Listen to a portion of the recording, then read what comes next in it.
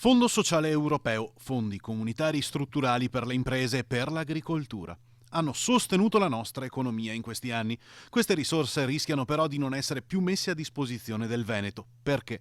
Con la Brexit si riducono le entrate e l'Europa ha tre strade da seguire.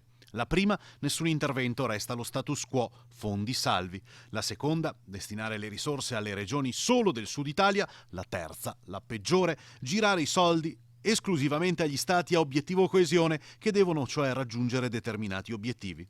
Nei giorni scorsi vi abbiamo spiegato i rischi per i disoccupati e i giovani. Oggi ci concentriamo sulle università. La ricerca applicata subirebbe un contraccolpo pesantissimo.